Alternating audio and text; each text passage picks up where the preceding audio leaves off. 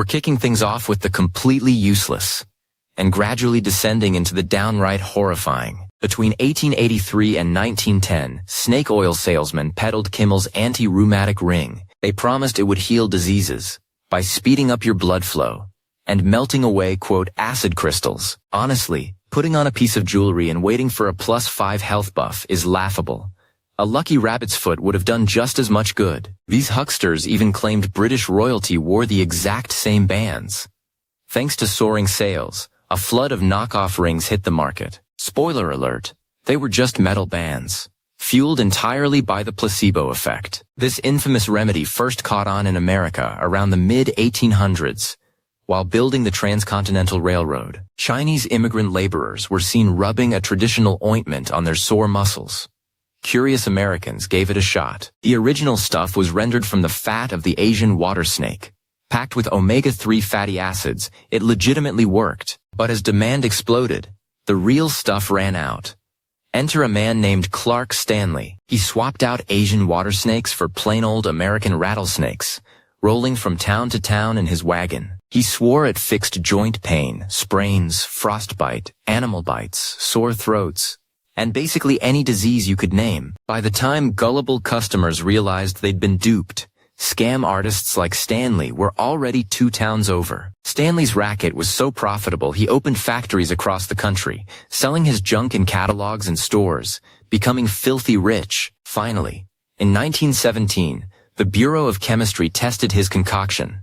They found it didn't have a single drop of snake oil in it, and just like that, the legendary term snake oil salesman was born. Easily one of the most gruesome medicines ever, mumia, or mummy powder. Yes, it is exactly what it sounds like. Human mummies ground down into a fine dust. This morbid remedy was massive in Europe from the 12th right up to the 18th century. Need a blood thinner? Mummy powder. Cough syrup? Mummy powder. Pain, inflammation, wounds, illness. Mummy powder. But here is the truly stomach-churning detail. The standard way to take this medicine was to ingest it. People stirred it into their wine, mixed it into meals, or just swallowed the dust straight. Mumia was in such high demand that Egypt actually started running low on ancient mummies. To keep the grift going, some locals began grinding up recently deceased people and passing them off as ancient pharaohs. It took until the 1700s for medicine to finally admit that eating corpses was completely useless and highly dangerous. From 1878 to 1906, a notorious con man named Dr. Kilmer aggressively marketed a miracle tonic, dubbed swamp root. He pitched it as the ultimate fix for liver, kidney, and bladder problems. Oh, and for whatever reason it also cured hangovers. But Kilmer's most brilliant scam was offering free medical evaluations.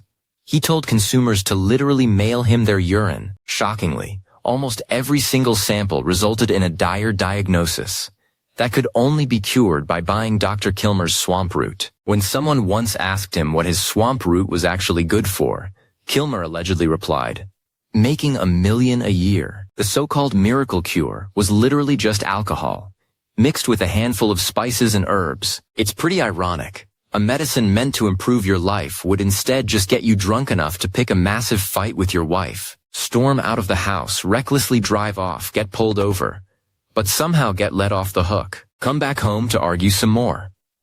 Your screaming has woken the kids.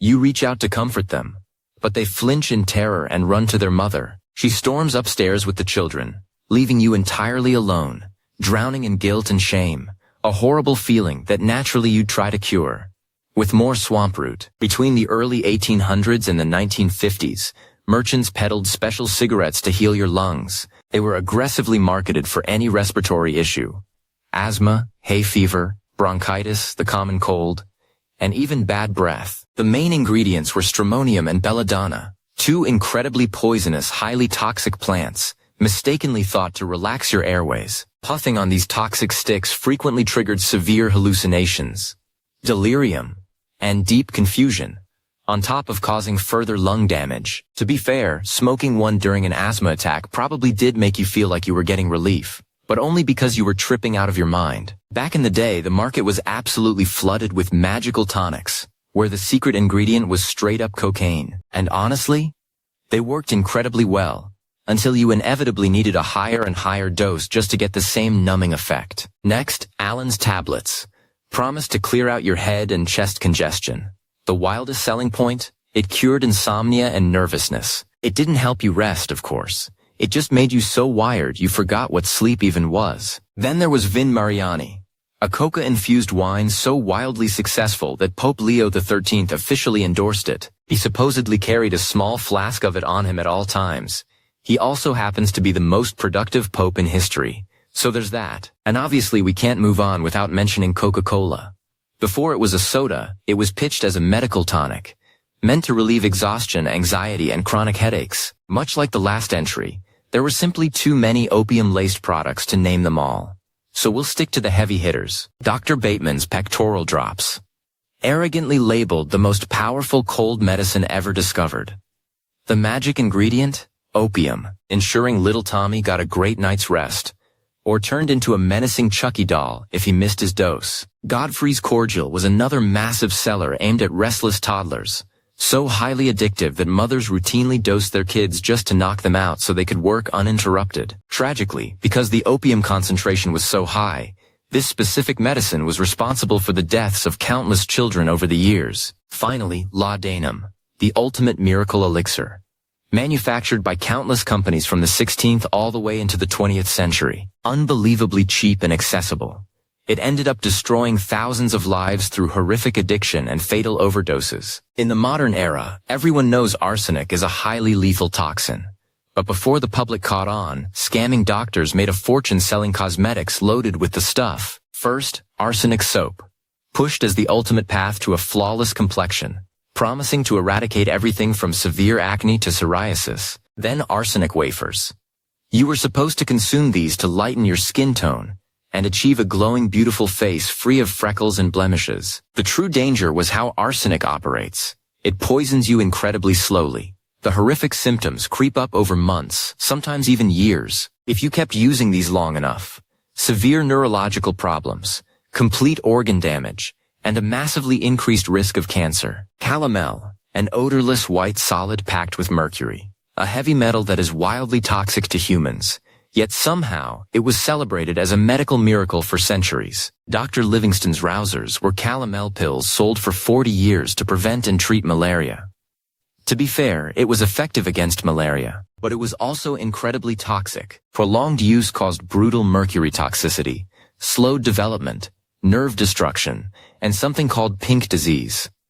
In severe cases, it was straight up fatal. For adults, there was blue mass, a mercury tablet designed to treat tuberculosis, depression, and constipation. History shows that President Abraham Lincoln took these pills regularly, which goes a long way in explaining his reported tremors, violent outbursts of anger, and insomnia. All classic red flags of mercury poisoning. Standard calomel pills were practically identical to blue mass, just rebranded to cure digestive disorders, syphilis, and liver problems. Much like blue mass, it offered zero medical benefits, guaranteeing you nothing but mercury poisoning, or an early grave. Without a doubt, the most terrifying and lethal miracle medicine ever put on shelves.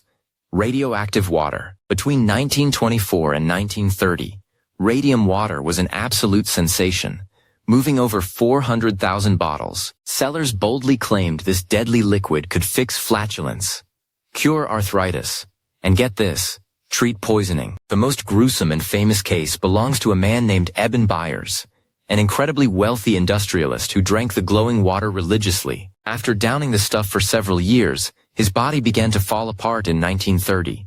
He lost his teeth, his jaw literally disintegrated, and massive holes formed in his skull. By 1932, he succumbed to radiation poisoning, in a slow, agonizingly painful process. But the nightmare gets darker. Radioactive water wasn't the only atomic item you could buy. The market also featured radioactive suppositories, which of course were administered right up the back door. Radium tablets. Radioactive pills marketed with the promise of giving you Superman powers. Yep, honestly that one would have fooled me. The cosmetic industry got in on it too, producing violently dangerous items.